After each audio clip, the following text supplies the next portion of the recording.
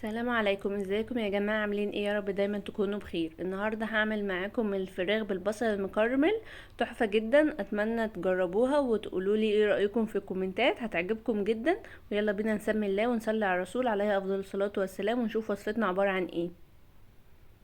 اول حاجة هنا معايا فراخ غسلها كويس جدا بمية وخل ودقيق وليمون وملح، ومعايا بصل مقطعاه جوانح وفلفل حامي وبارد ومعلقة سكر، ومعايا البهارات كمون وكزبرة وبابريكا وورق لورا ومكعب مرقة وقرنفل وقرفة وحبهان وملح وفلفل اسود، ومعايا معلقة كمان من دبس الرمان. لو ما عندكيش دبس الرمان ممكن تستعملي معلقة عسل اسود.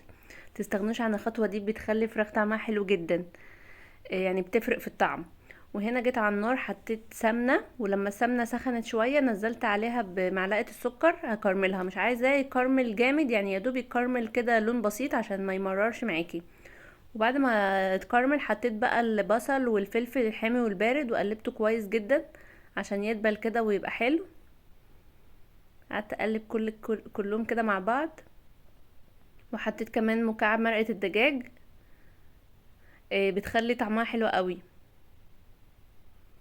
وبعد كده بقى حطيت البهارات كلها اللي كنت قايله لكم عليها: الملح والفلفل وورق لورا وحبهان وقرنفل وقرفه وكمون وكزبره، كل البهارات اللي قلت لكم عليها. وقلبت كله مع بعضه كويس، وحطيت كمان معلقه دبس الرمان.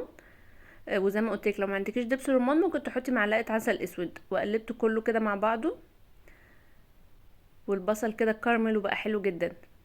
وبعد كده معايا بقى الفراخ غسلاها كويس جدا طبعا، ومشرحاها كده بالسكينه، عامله فيها فتحات عشان تتشرب من البصل والفلفل وكل التتبيله. وقعدت بقى ادعك كده بالتتبيله في الفراخ عشان تطعم من كلها من بعضه.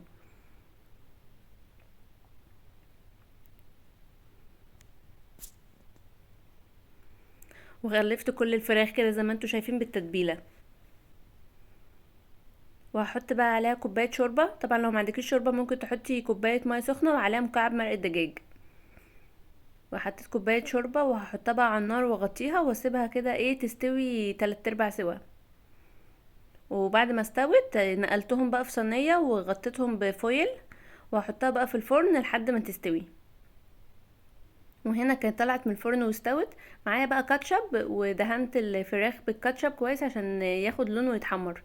لو ما عندكيش كاتشب ممكن تعملي معلقه صلصه وعليها ملح وفلفل اسود، هتبقى حلوه جدا وهتخلي الفراخ معاكي لونها حلو وهتتحمر.